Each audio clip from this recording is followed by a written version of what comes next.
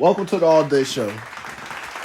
Today's topic for the All Day Show, we'll be talking about the GOATs of sports entertainment. Now, before we go into that, let's think about what inspired this. What inspired this topic was, these last couple weekends on ESPN has been showing a special called The Last Dance. The Last Dance is a great continuing and ongoing film where we get to see the story of Michael Jordan in depth. And more specifically, they go in depth of Michael Jordan's last season. So we get to see the stories, the ups and downs, the castmates, the players surrounding him and what they went through as well. Because we all know winning a championship is not just one player, it's a team effort. But to see what everything Michael Jordan endured and just his story and how he kept striving for success is awesome to watch and it's great. But let's dive in. So a GOAT is somebody who's considered the greatest of all time. They're transcendent in their sport, but then they're also transcendent in the time that they're in.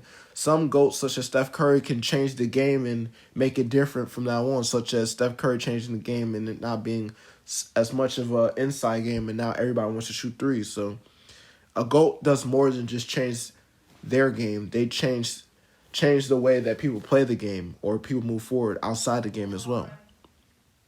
Let's jump into our top 5 of the WWE. Top 5 GOATs of the WWE.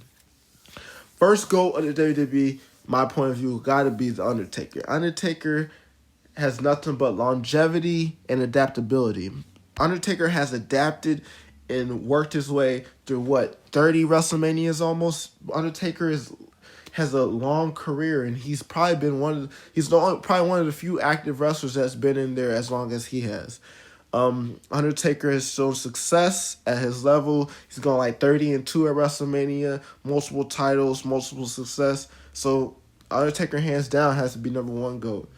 Number 2, you gotta put Triple H in there. Triple H, another one as far as longevity. But with Triple H, he's shown that he can manipulate the game to his own liking. He's not only become an owner, he's part of the ideas they come up with the WWE, the moves.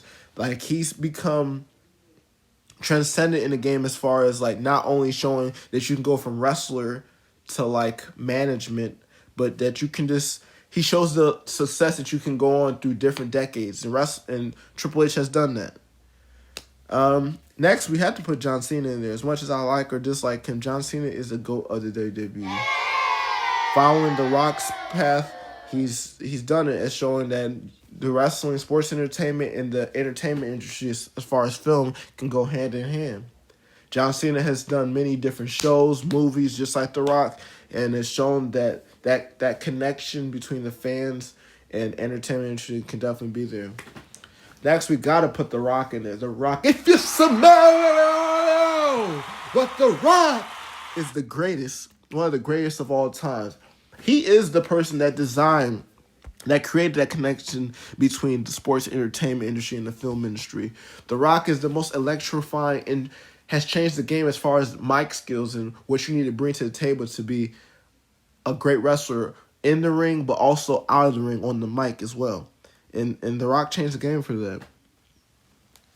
Another GOAT that we cannot forget is Ric Flair. Ric Flair, woo!